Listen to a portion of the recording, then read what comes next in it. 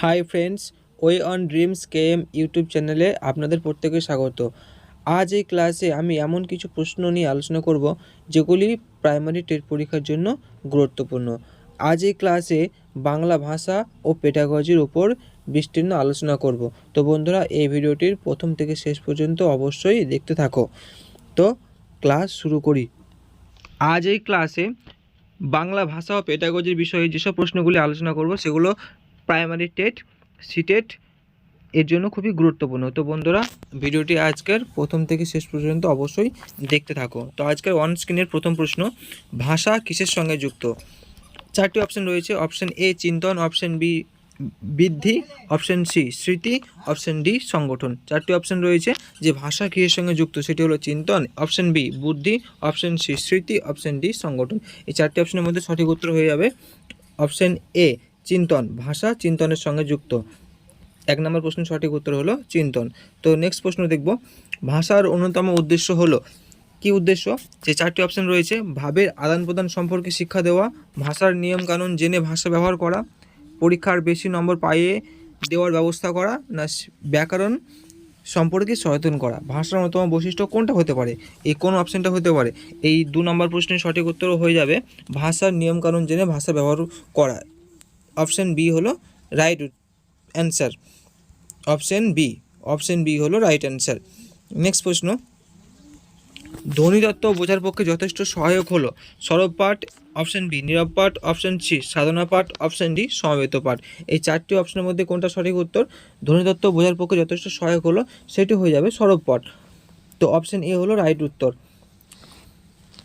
Option A, ধ্বনিতত্ত্ব বোঝার পক্ষে যথেষ্ট সহায়ক হলো, সেটি হলো সরব পাঠ। 4 নম্বর প্রশ্ন, ভাষার তাত্ত্বিক রূপকে ফুটিয়ে তোলার মাধ্যম হলো ব্যাকরণ পাঠের লক্ষ্য। মন্তব্যটি করেছিলেন, এই মন্তব্যটি কে করেছিলেন? 4 জন শিক্ষাবিদের নাম দেওয়া রয়েছে অন স্ক্রিনে, দেখে নাও। Option A Sundar Gopal Ghosh, option B doctor Subir Kumar Biswas, option C doctor Suniti Kumar Chattopadhyay, option D doctor Sukumar Sen. এই চারটি অপশনের মধ্যে কোনটা সঠিক উত্তর? ভাষার তাত্ত্বিক রূপকে ফুটিয়ে তোলার মাধ্যম হলো ব্যাকরণ পাঠের লক্ষ্য। এই মন্তব্যটি করেছিলেন অপশন এ সুন্দর গোপাল ঘোষ। 4 নম্বর প্রশ্নের সঠিক উত্তর হয়ে যাবে সুন্দর গোপাল ঘোষ। তো নেক্সট প্রশ্ন দেখে নাও বন্ধুরা, শিখনের একটি সাধারণ বৈশিষ্ট্য হলো, প্রথমবার সঠিকভাবে শেখা যতটা সহজ পুনরায় শেখা ততটা সহজ নয়, প্রথমবারের তুলনায় পুনরায় শেখা অনেক বেশি সহজ, প্রথমবার শেখা যদি সহজ হয় তাহলে পুনরায় শেখাও সহজ হবে, কোনো তথ্যই সঠিক নয়। এই চারটি অপশনের মধ্যে কোনটি সঠিক উত্তর হতে পারে? তো যারা এই ভিডিওটি দেখছে অবশ্যই কমেন্ট সেকশানে উত্তর জানা থাকলে অবশ্যই জানাবেন। তো শিখনের এই সাধারণ বৈশিষ্ট্যটি হলো অপশন এ প্রথমবার সঠিকভাবে যতটা শেখা সহজ পুনরায় শেখা ততটা সহজ নয়। তো এই 5 নম্বর প্রশ্নের সঠিক উত্তর হয়ে যাবে অপশন এ প্রথমবার সঠিকভাবে শেখা যতটা সহজ পুনরায় শেখা ততটা সহজ নয়। নেক্সট প্রশ্ন দেখে নাও বন্ধুরা, ভাষা শিখনের অন্যতম নীতিটি হলো কি? জানা থেকে অজানা বিষয়ে যাওয়া, অনেক অজানা বিষয়ের মধ্যে সম্পর্ক বের করা, অজানা থেকে জানা বিষয়ে যাওয়া, কোনোটি নয়। 7 নম্বর প্রশ্নের সঠিক উত্তর কোনটা হতে পারে? যে ভাষা শিখনের অন্যতম নীতিটি হলো, এর সঠিক উত্তর হবে অপশন এ জানা থেকে অজানা বিষয়ে যাওয়া। 7 নম্বর প্রশ্ন, ভাষা শিখনের অন্যতম নীতিটি হলো জানা থেকে অজানা বিষয়ে যাওয়া। অপশন এ হলো রাইট অ্যান্সার। তো নেক্সট প্রশ্ন বন্ধুরা দেখে নাও, সব শিক্ষার্থীর সব ব্যাপার বুঝতে না পারার কারণ কি? কোন একটা শিক্ষার্থী অপর একটা শিক্ষার্থী যা বুঝবে সেই শিক্ষার্থী না বুঝতেও পারে। তো এখানে সেই প্রশ্নই বলা হয়েছে, সব শিক্ষার্থীর সব ব্যাপার বুঝতে না পারার কারণ কি? 4টি অপশন রয়েছে। এ ব্যক্তিগত বৈষম্য, বি চিন্তাধারার পার্থক্য, সি বয়সের পার্থক্য, ডি ধারণা পার্থক্য। এই 4টি অপশনের মধ্যে কোনটি সঠিক উত্তর? তো এই প্রশ্নের সঠিক উত্তর হয়ে যাবে ব্যক্তিগত বৈষম্য। ব্যক্তিগত বৈষম্যের জন্য প্রত্যেক শিশুই কোনো শিক্ষণীয় বিষয় আলাদা আলাদাভাবে শেখে। তো নেক্সট 9 নম্বর প্রশ্ন বন্ধুরা দেখে নাও, শিক্ষণীয় বিষয়কে মূর্ত করার জন্য শিক্ষক ব্যবহার করেন। এখানে মুক্ত বলা হয়েছে কিন্তু মুক্ত হবে না, এটা মূর্ত হবে, যা আমরা স্বচক্ষে দেখতে পাবো। শিক্ষণীয় বিষয়কে মূর্ত করার জন্য শিক্ষক ব্যবহার করেন। এ শিক্ষা উপকরণ, বি প্রশ্ন ও উত্তর, ডি সি ব্ল্যাকবোর্ড, না ডি চক ও ডাস্টার।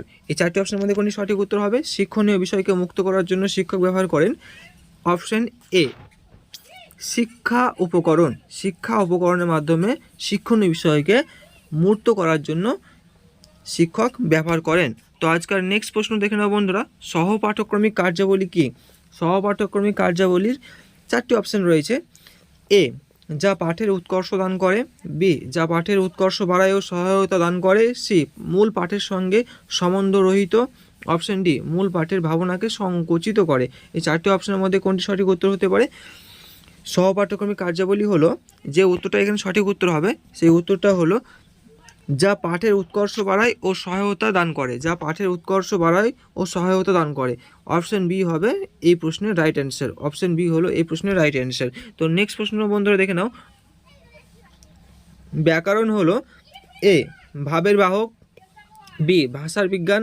সি, বিশেষ জ্ঞান। ডি, ব্যবহারিক জ্ঞান। এই 4টি অপশনের মধ্যে কোনটা রাইট অ্যান্সার হতে পারে? ব্যাকরণ হলো ভাবের বাহক। বি, ভাষার বিজ্ঞান। সি, বিশেষ জ্ঞান। ডি, ব্যবহারিক জ্ঞান। এই 4টি অপশনের মধ্যে কোন সঠিক উত্তর? সেটি হলো অপশন বি, ভাষার বিজ্ঞান। ব্যাকরণ হলো ভাষার বিজ্ঞান। এই অপশন বি হলো রাইট অ্যান্সার। তো নেক্সট প্রশ্ন হলো বর্তমানে শিক্ষাদান পদ্ধতি কী নির্ভর? 4টি অপশন রয়েছে। এ, যুক্তিবাদ নির্ভর। বি, দর্শন নির্ভর। সি, মনোবিজ্ঞান নির্ভর। না অপশন ডি, ভাষা নির্ভর। বন্ধুরা এই প্রশ্নটা খুবই গুরুত্বপূর্ণ, দেখে নাও যে বর্তমানে শিক্ষাদান পদ্ধতি কী নির্ভর করে। এ, যুক্তিবাদ নির্ভর। অপশন বি, দর্শন নির্ভর। অপশন সি, মনোবিজ্ঞান নির্ভর। অপশন ডি, ভাষা নির্ভর। বর্তমানে শিক্ষাদান পদ্ধতি যেটির উপর নির্ভর করে সেটি রাইট অ্যান্সার হলো অপশন সি, মনোবিজ্ঞান নির্ভর। বর্তমানে শিক্ষাদান পদ্ধতি যার উপর নির্ভর করে সেটি হলো মনোবিজ্ঞান, অর্থাৎ অপশন সি হলো রাইট অ্যান্সার। অপশন সি হলো রাইট অ্যান্সার। তো নেক্সট প্রশ্ন চলো, কোন অবস্থায় শিক্ষা সম্পূর্ণ হয় না? কোন অবস্থায় শিক্ষা সম্পূর্ণ হয় না?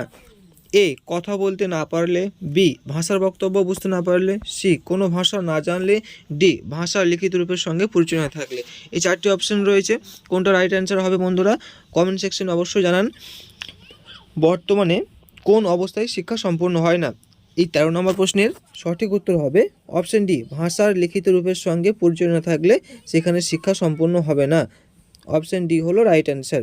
তো নেক্সট প্রশ্ন চলো বন্ধুরা, গ্রহণমূলক অসঙ্গতির অন্য নাম কি? গ্রহণমূলক অসঙ্গতির অন্য নাম কি? এ, বিকাশমূলক অসঙ্গতি। অপশন বি, বোধমূলক অসঙ্গতি। অপশন সি, দৃষ্টিমূলক অসঙ্গতি। অপশন ডি, জ্ঞানমূলক অসঙ্গতি। এই 4টি অপশনের মধ্যে কোনটি সঠিক উত্তর হতে পারে? গ্রহণমূলক অসঙ্গতির অপর নাম হলো সেটি হলো অপশন রাইট উত্তর হবে অপশন বি, বোধমূলক অসঙ্গতি। গ্রহণমূলক অসঙ্গতির অপর নাম হলো বোধমূলক অসঙ্গতি। অপশন বি হবে রাইট অ্যান্সার। অপশন বি হবে রাইট অ্যান্সার।